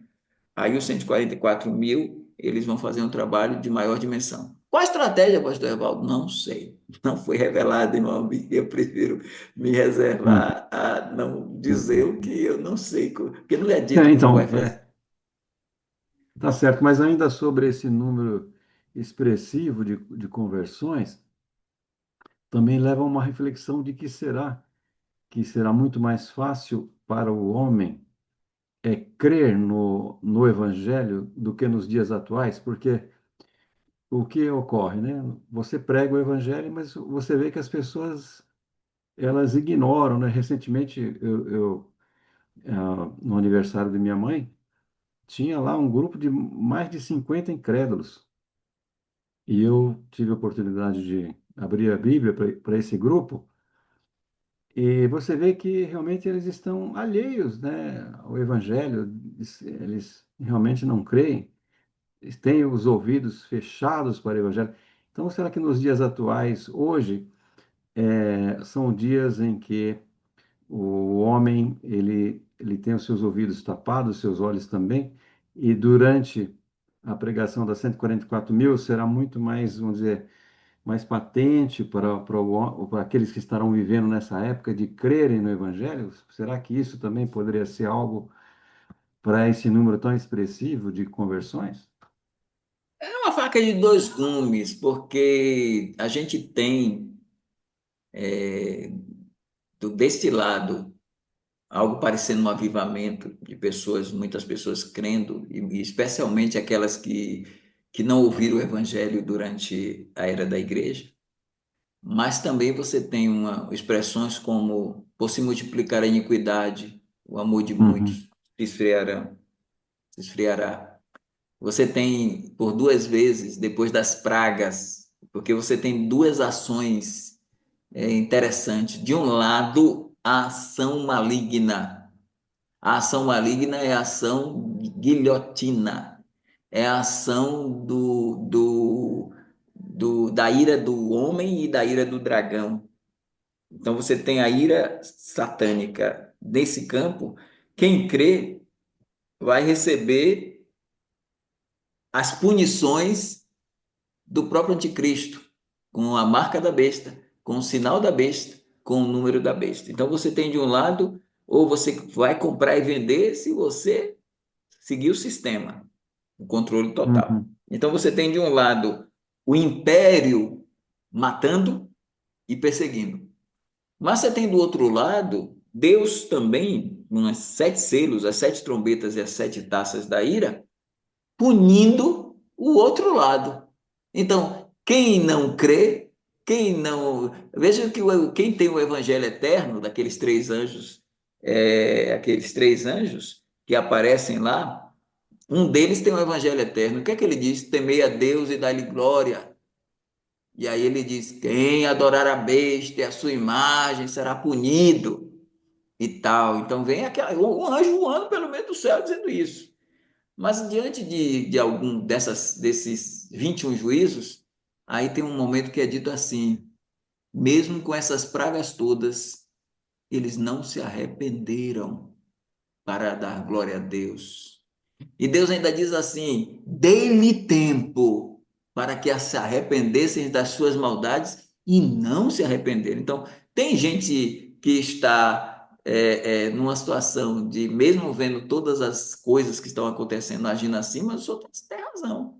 Do outro lado, também, você tem muita coisa acontecendo em que as pessoas começam a ver e há esse despertamento para crer de muitos, e há também esse endurecimento para não crer de Sim. outros. Então você tem esse contexto.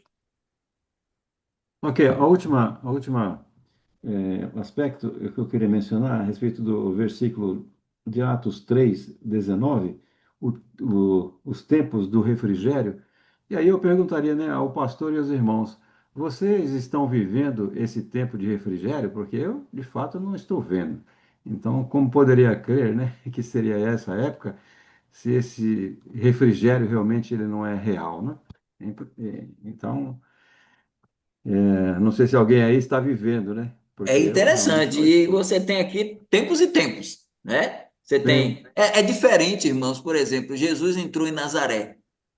E quando ele chegou lá, no capítulo 4 de Lucas, ele leu lá Isaías. E em Isaías 61 tem tempo e tempo, no singular. Tem tempo aceitável ao Senhor e tempo. E o tempo aceitável ao Senhor e o tempo como é que é a expressão lá? É, não, tempo não, vou tirar tempo. Ano. Aí ele diz: tem ano e ano. Anos Aí diz: aceitáveis. ano aceitável do Senhor e ano da vingança do nosso Deus. É tempo. Então, tempo aceitável ao Senhor e tempo da vingança. Aí Jesus lê, para, não vai para o tempo da vingança e diz: hoje se cumpriu essa escritura. O que é que Jesus está dizendo? Hoje se cumpriu essa escritura o evangelho aos pobres, os surdos ouvem, os cegos veem e tal. Tempo aceitável do Senhor. Hoje se cumpriu essa escritura. Mas ele não podia ler a outra parte e dizer: ano da vingança do nosso Deus, cumpriu. Aqui você tem tempos e tempos. No 19 você tem tempos de refrigério pela presença do Senhor. No 21 você tem tempos de restauração de tudo. Eu não posso separar isso aqui, irmãos. Eu não posso. Sim. Não posso ter que tempo da restauração de tudo, milênio, restaurarás tudo neste tempo, o reino de Israel. Eu não posso dizer que aqui, joia, tempo da restauração de tudo, futuro. Agora, tempos de refrigério, não, não tem nada a ver. Mas como eles querem espiritualizar, e o que é pior, dispensacionalistas progressivo. Aliancista a gente até aceita, mas dispensacionalista, então eu lamento quando eu vejo pastores no nosso meio, batistas seculares. Aí em São Paulo tá cheio, viu? Aí tá cheio. Aí acreditando nesse dispensacionalismo progressivo. Não. O texto aqui no 19 e no 21 tratam de um evento só. Milênio, reino futuro, tem a ver com o futuro. Nada a ver com algo agora. Não tem já E no nós, 19 e ainda não no 21. Não tem. e nós que estamos vivendo, nós não estamos vendo esse refrigério, né, de forma nenhuma, né? Eu discordo um pouco do primo, viu, pastor Evaldo? São Paulo está um refrigério tão grande, está tão frio aqui que realmente o refrigério está por aqui. Brincadeiras à parte aí, pastor Dilson, boa noite. Bom vê-lo, viu? Já faz um tempo aí e não deu nem para falar boa noite porque está fervendo aqui. Eu queria dizer duas coisas antes de ouvir a pergunta do pastor Lorival. Eu tenho umas dificuldades na aceitação, né? Eu não vou dizer o termo aceitação, mas as minhas dificuldades de entender o Espírito Santo na tribulação e a conversão na tribulação. Quando eu fiz seminário teológico, e acho que o Daniel a gente fez mais ou menos na mesma época, eu não sei ele, mas eu aprendi, né, que não, olha, na tribulação não vai ter conversão. O Espírito Santo não vai estar na tribulação. Então, para mim, é uma posição que eu preciso amadurecer e ver com calma. Não é que sou, sim, não. Quando nós começamos com os nossos estudos aqui, eu sempre achava que eu entendia alguma coisa, né? Eu digo isso. Aí chegou hoje, eu realmente não entendo nada, né? Quer dizer, é muita. Então, mas é espetacular, muito bom, fantástico, maravilhoso. Quem não faz parte, quem não está, quem não viu, não sabe a bênção que está perdendo, porque é uma bênção, pastor Evaldo, ouvir os seus estudos, as suas explanações para a gente aprender, realmente é fantástico. É fantástico. Eu me sinto honrado com isso. E uma coisinha só antes de passar para o pastor Lourival, não tem nada a ver, mas o pastor Evaldo citou o apóstolo Agenor Duque, né? Falou do Agenor Duque. Então, eu não vou contar essa história, eu vou deixar para agosto. Mas o apóstolo Agenor Duque, ele beijou minha mão. Beijou minha mão. Você acredita uma coisa dessa? Olha como eu sou importante, beijou minha mão. Deixa para agosto que eu conto como é que foi isso. Pastor Dorival, a sua pergunta.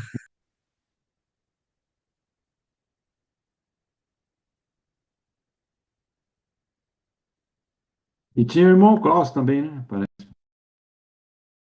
Eu estava tentando elaborar melhor aqui, mas confiante que você ia dar uma adiantada aí no assunto, mas tudo bem.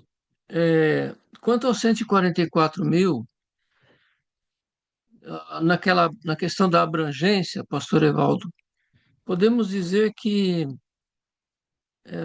pelo fato de eles serem judeus e pelo fato de o alvo, né, na tribulação, ser a conversão dos judeus, de abrir-lhes os olhos quanto ao Messias, não podemos dizer que uma das tarefas principais desses 144.000 seria para pregar, né, aos israelitas das 12 tribos, e isso, obviamente, vai dar a eles assim, uma aceitação, né, uma recepção, até uma identificação pela etnia e tudo, e o despertamento, esse avivamento todo que pode causar em judeus espalhados pelo mundo inteiro, né? Talvez a, a missão, a função principal deles, eu estava procurando no texto aqui, por isso queria um tempinho maior aí com o irmão Elias, mas ele não me deu, né? Então, mas talvez o pastor Evaldo possa nos dar uma luz, né, nessa questão aí, mais diretamente. Então, era essa a minha pergunta, tá bom? O senhor Tá bom, está pastor Lorival. certíssimo. O senhor está certíssimo. Eu vi o Hernandes Dias Lopes dizer, e outros também, que falam que não é impossível que os 144.000 sejam judeus, porque as tribos se perderam e isso não vai ser nunca achado. Já vai começar a ser achado, porque quem vai trabalhar a questão das tribos são os próprios anjos. Os quatro cantos da terra serão parados, no sentido de que é trabalhada a assinalação, até que sejam assinalados os servos do nosso Deus, que são 144.000. Então aí você já começa a ver as tribos começando a se formar novamente. E com certeza, porque o gentio da tribulação, o judeu disperso da diáspora, porque a diáspora ainda estará funcionando, porque esses judeus foram dispersos no ano 70, pelo mundo inteiro.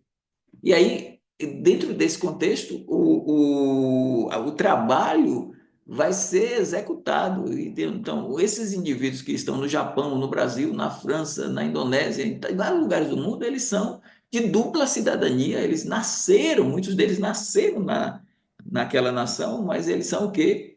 Judeus e gentios.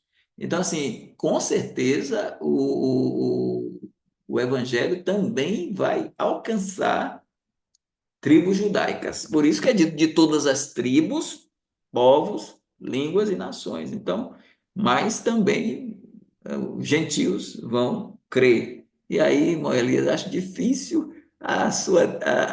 o que o senhor aprendeu lá, se ficar de pé quando é dito, estes vieram da grande tribulação e lavaram suas vestes no sangue do Cordeiro. Então, a gente não tem como não enxergar o número muito, muito grande de conversões na tribulação por ação do Espírito Santo através da regeneração ou a redenção espiritual.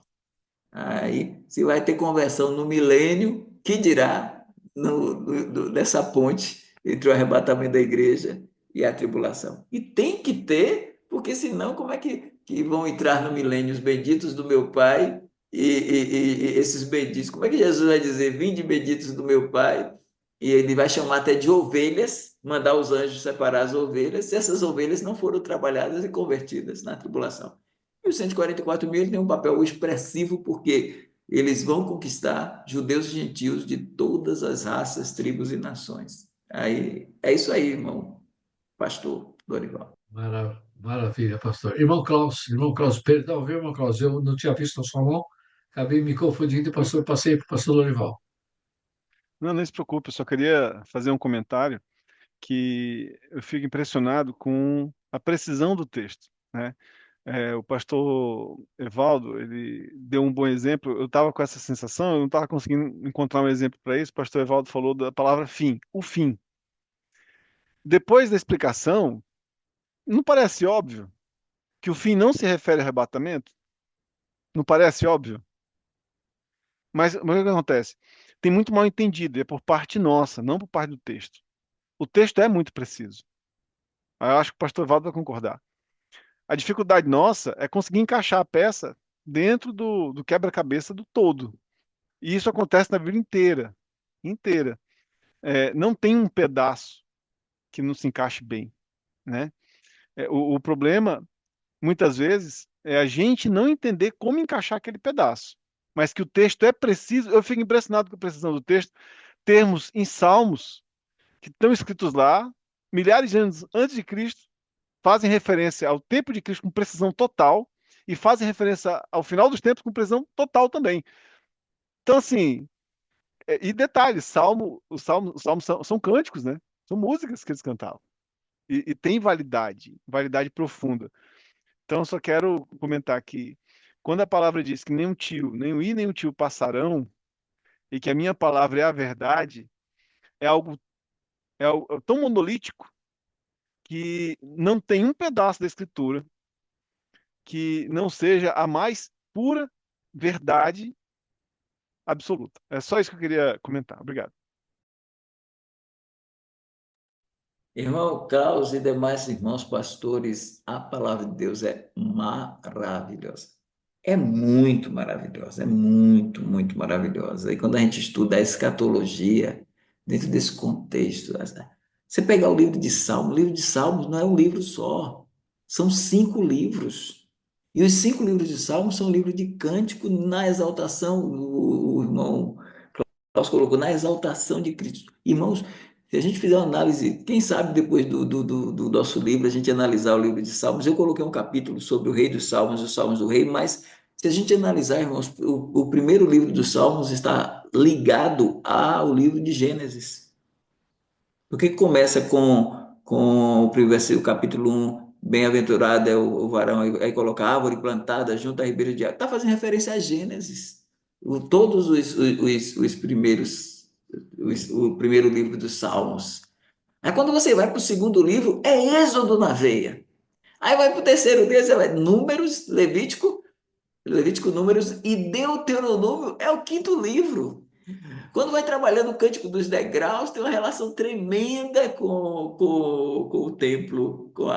E eles iam subindo cada escada do templo, por isso que é degraus, e aí eles cantavam o Canto dos Degraus. Todos eles terminam com bendito que vem em nome do Senhor. Você pega o Salmo 118, era o que foi cantado lá no cumprimento da 69ª semana de Daniel. A entrada triunfal, o pessoal estava cantando o Salmo 118. E aí dentro do Salmo 118 tem: salva-nos, Senhor, salva-nos, nós te pedimos, bendito que vem em nome do Senhor, bendito o rei que vem em nome do Senhor. Eles estão cantando os hosanas e o Salmo 118. Com palmas nas mãos, com palmas os ramos ali são palmas. Aí, irmãos, quando você vai pensar Jesus no capítulo, nessa entrada triunfal, como o povo rejeitou, Jesus disse: a casa de vocês vai ficar deserta, até que vocês digam, bendito que vem em nome do Senhor. Houve a rejeição, houve o adiamento do reino. Aí, meus irmãos, quando a gente chega no capítulo, nessa multidão que vai morrendo e subindo, esses são os que estão vindo, eles estão morrendo e subindo, até chegar. As palmas, irmão Elias, o bendito que vem em nome do Senhor estava na terra. Tentaram os fariseus, que são os lavradores maus, calar as crianças. Aí Jesus disse: nunca leste, cita o Salmo 8, nunca leste das crianças de peito sai o perfeito louvor. Aí eles estão na terra celebrando com as palmas nas mãos. Ramos. Aí, meus irmãos, essa multidão é morta, está morrendo, e está subindo até se completar o número lá das almas que estão debaixo do altar. Até quando, ó Santo e Dominador, não vigas e julgas o nosso sangue? Esperem até completar o número. Eles estão subindo, subindo, subindo. Aí uma multidão que está lá no céu, e João vê. E o ancião diz: esses que estão vestidos de branco, quem são e de onde vieram? São os que vieram da grande tribulação. Notável. Andam lá no céu, por onde para onde o cordeiro anda e diz: e eles têm palmas nas mãos. É como se eles já estivessem lá cantando bendito que vem em nome do Senhor no céu, cantando o Salmo 118. Aí eles já estão dizendo bendito que vem em nome do Senhor lá em cima, e cá embaixo o povo de Israel sendo trabalhado pelos 144 mil, para no final dizerem, chorarem, prantearem pelo que eles traspassaram. Eles vão dizer: bendito que vem em nome do Senhor, salva. E Jesus vem com o bendito que vem em nome do Senhor em cima, com o bendito que vem em nome do Senhor embaixo, com o livro dos Salmos que corresponde à Torá, com cada encerramento do livro, bendito que vem em nome do Senhor, amém. Isso é estupendo. Então, essas coisas todas, como o irmão falou, parece óbvio. Quando a gente pega assim, a irmã Cristina, se tivesse aqui, ia dizer: tá claro nada, então meus neurônios aqui. Mas, irmãos, a gente se interpretar o texto no contexto, tudo direitinho, sem precisar de florear, muitos problemas, pastores que estão aqui, me insiram nisso, a gente tem que ter muito cuidado com sacar versículos do contexto para que a Bíblia se encaixe no nosso sistema, no nosso esquema. Nós que temos que encaixar o nosso sistema na Bíblia e não a Bíblia se encaixar no que a gente tem como sistema e crença. Se a gente deixar, irmãos, eu tenho lutado com Deus para não ter problema e voltar atrás e dizer: irmão, me perdoe, eu falei aqui, mas está errado, porque eu não sou infalível. Isso não vai depor contra o meu, eu não tenho problema com isso. Eu quero aprender. Se eu perceber, irmãos, eu percebi aqui que eu errei, vamos seguir. Mas tem pastor aí, irmãos, que acha: não, eu não posso dizer isso. E acha que nunca erra, que nunca se engana. Até pensa que se enganou só uma vez, quando pensou que estava enganado. Mas segue muito nessa linha de visão e de pensamento. Mas isso aí que o irmão Cláudio está colocando, você olhar o fim e você fazer. Agora é encaixável, é encaixar. Mas eu tenho visto assim, irmão, que tem muita coisa, irmão Cláudio e demais irmãos. A gente faz um manual desse tamanho e a gente dá ver, rapaz, com esse cartão aqui, eu aprendo, irmão Elias e irmão Almir, que são os responsáveis pelo grupo. Eu aprendo muito com o Escatom. Cada pergunta, cada colocação de vocês aí, que me ajuda bastante a dizer assim: rapaz, eu não estava pensando nisso, está mexendo com minha mente, os irmãos estão corretos nisso. E as perguntas não são perguntas capciosas, são perguntas inteligentíssimas, nos ajudando a aprender mais e a crescer mais, porque o que é que a gente sabe? Irmão Elias fica falando aí, pensava que sabia muito, não sei. Eu também penso assim, irmão Elias, que eu penso que eu sabia muito, mas eu estou vendo que eu não sei é nada. É isso aí.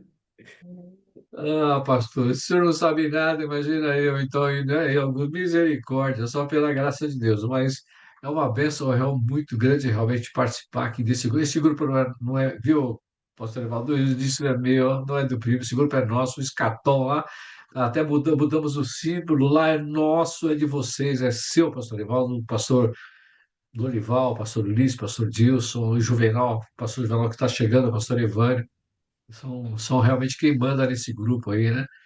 E no nosso grupo, né? Então é um grande prazer, né, primo? É um privilégio muito grande que a gente tem. E os irmãos aqui que participam aqui, digamos assim, ao vivo, entre aspas, como o irmão Klaus, que é uma grande aquisição para o nosso grupo, uma pessoa assim muito centrada, muito legal, o irmão Daniel, que a gente conhece há muito tempo também. Então, assim, é fantástico. Eu realmente tem sido uma bênção para mim. Vou sentir falta no mês de julho, mas o pastor Evaldo precisa respirar um pouco. Mas aí no mês de agosto, se Deus quiser, nós voltamos com força E no total, viu? mês, e no mês de julho, no final do mês de julho, enquanto vocês estão de férias, eu estou indo para o Acre, para o Rio Branco, pregar na associação do AIBRAC. Essa associação, ela dá em torno de 500 pessoas a mais, ou mais, e me convidaram para pregar, imagine o quê? Escatologia. Aí eu vou pregar lá na Associação do Acre, aos acrianos lá, estaremos com os pastores e igrejas. Então estaremos trabalhando também lá, viu? Tá bom, pastor, tá bom. Irmãos, muito obrigado. Nós já passamos aí 10 minutos do nosso horário, mas a gente sempre passa mesmo, é normal. Nós vamos encerrar aí o nosso estudo de hoje. com uma oração. Eu vou, quem tá lá, eu pedir pro pastor Ulisses, que ficou quietinho hoje, né, pastor Evaldo? O pastor Ulisses deu um pouco de calma para o Ele senhor, né, fez uma pastor? pergunta aí, a gente tentou responder, ele está aí, mas ele fez uma proeza muito grande, trazer o pastor Evânio também para o nosso meio. Foi uma bênção, como a aquisição do pastor Juvenal, agora o pastor Evânio. Estão de parabéns aí os irmãos que trouxeram, porque esses irmãos eu tenho um carinho todo especial e tomo como referências também para a minha vida. Então, louvo a Deus pelo pastor Juvenal e pastor Evânio, mas também aprendi a amar, viu, pastor Lorival? E assim, quando eu olho o pastor Lorival fazendo essas perguntas, ele tem um pouco menos do que eu de anos de ministério, que ele tem 28, eu tenho 32, fazer 33, mas eu aprendo muito com as perguntas e as colocações dele. Pastor Ulisses não se fala mais, né? Nos chama de didáscalos, mas ele também é um mestre. Então, todos os irmãos Sem dúvida. aí, irmão Alcindo, irmão Daniel, irmão Klaus, irmão, os irmãos, pastor Dilson, irmã Cristina, o pastor Zé Soares, e assim, todos os amados irmãos do Escatom, Genivaldo que chegou também, todos são muito amados por todos nós aqui, porque É. acrescentam, enriquecem, dão uma dinâmica. Eu tenho ouvido pessoas que têm entrado. Esse cartão está crescendo mais, está aumentando o número de inscritos e pessoas que estão, não perde, só espera fechar aqui. Quando assim que abre, eles estão assistindo e louvando a Deus, e não é uma pessoa, muitas vezes é uma tela com duas, três, quatro pessoas, botam na televisão lá e assistem. Então, eu vejo que o Escatom é um grupo muito, muito, muito enriquecedor para quem ouve, para quem assiste e para nós que participamos, viu? Muito bom. E o pastor Ulisses é fantástico também. Mas eu gostaria de falar um pouquinho sobre os anjos. O senhor começou, foi para a aula, fizeram É, bastante perguntas tô com e água não na sobrou boca, né, nada para pastor? mim agora. Olha só, deixa eu dar brevemente, tá bom, Elias? Antes aí da oração, tá? Eu sei que eu oro, né? Mas eu gostaria de só falar, né, aqui para não ficar para o semestre que vem, né? A questão. Depois, refletindo bem, eu entendi o que o pastor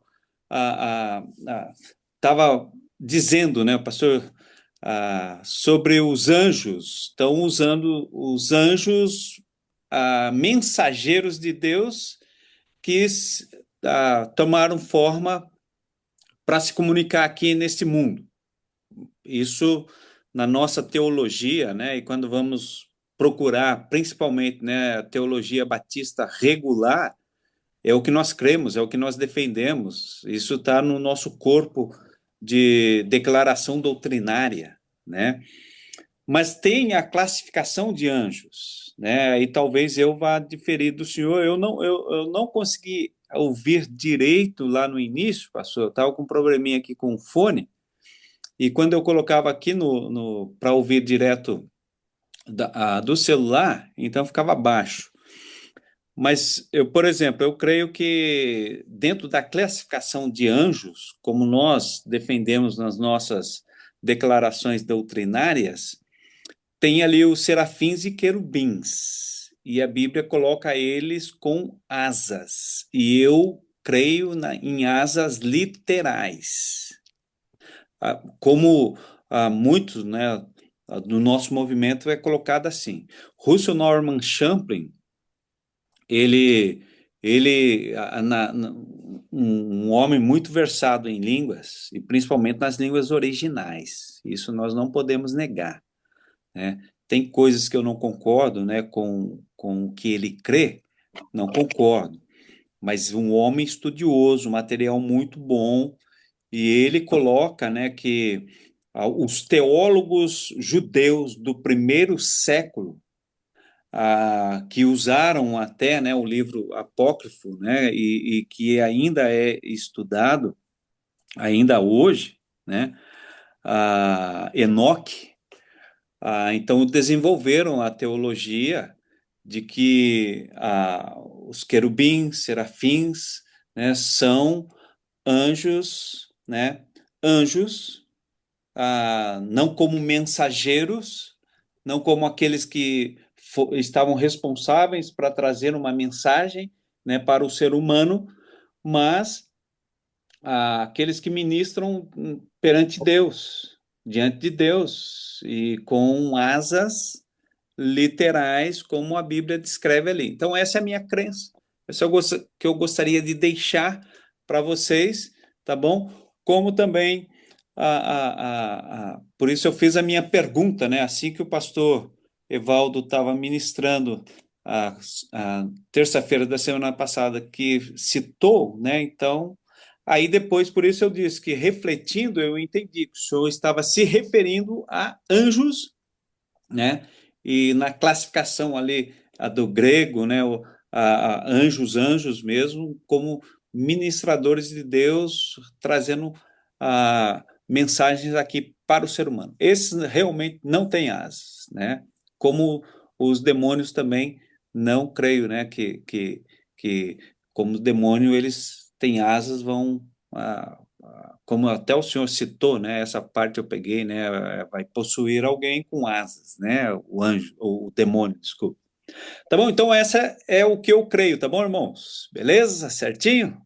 Perfeito. Eu já estou começando a achar que nós vamos chegar em agosto e entrar com anjos, porque esse negócio de asa é melhor entrar com anjo aí, viu, pastor Evaldo? E seguir, que o pastor Evaldo ele vai querer também responder e eu também quero falar. Então, vamos deixar para a gente começar com isso. Sem dúvida, poderíamos, porque aí poderíamos dar um tempo para a gente estudar também sobre o assunto, porque para poder fechar, né? Agora, Tá uma vez que ótimo. foi Tá bom, aberto aqui. tá bom. Muito obrigado, irmãos. Pastor Ulisses, por favor. Tá bom, eu vi que eu só fazia uma menção, né? O pastor Lorival estava mostrando até anotações dele ali. Vai ser outro que vai querer também falar. Pastor Evânio, por exemplo, ele está ali, rapaz, com um sorrisinho ali no rosto. Tenho certeza que ele vai querer falar também, não é não, pastor Evânio? Mas é isso, vamos orar então, tá bom? Vamos orar. E na minha oração, no início eu tive problema, eu queria citar, né, para quem orou, está orando também pelo pastor Celso Botelho.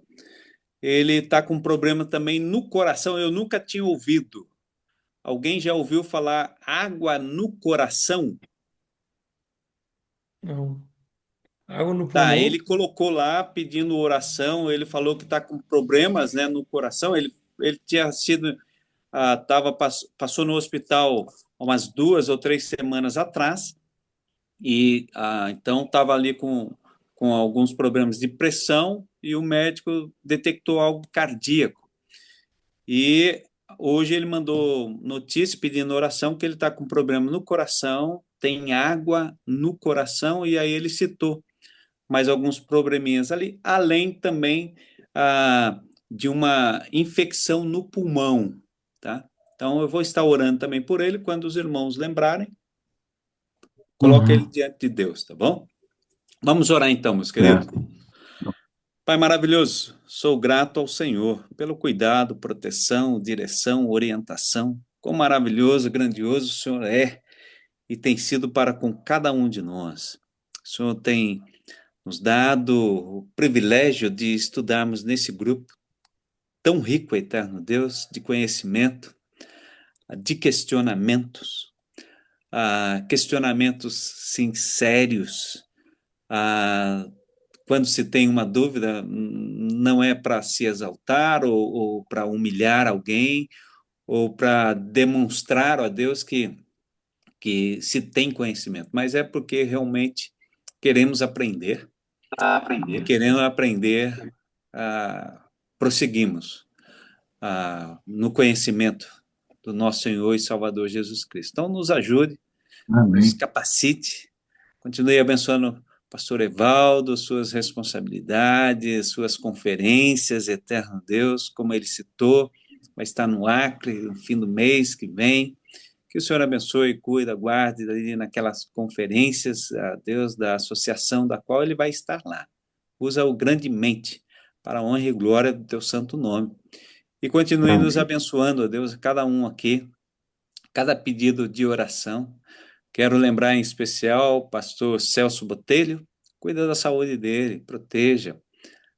Ele que já tem 1 ano e pouco que perdeu a esposa, ó Deus, está ainda na obra, no ministério, mas tem enfrentado grandes lutas com a sua saúde.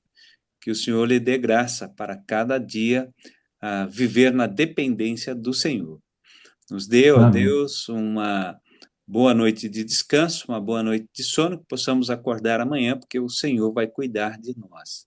Essa nossa oração é a nossa súplica, no nome de Jesus. Amém. Amém. Muito obrigado, gente. Deus abençoe. Mais uma aula abençoada. Amém. Semestre Amém. Boas abençoado. férias. Boas férias a todos. Boas férias para todos. Amém. Abraço, meus irmãos dicotomistas desse grupo maravilhoso. Obrigado, pastor Evaldo. Também, Beleza. pastor. O Tomista dando um abraço a todos. Um abraço Deus abençoe, pastor. para todos. Juvenal. Isso aí. Bom descanso, meus irmãos. Estaremos. É bom vê-los. Igualmente, igualmente. pastor. Um abraço Muito a bom. todos. Deus abençoe, viu? Abraço. Cadê o irmão Daniel? Tá ali. Muito Amém. bom. Deus abençoe. Abraço. Tchau, tchau. Tchau, tchau. Boa noite.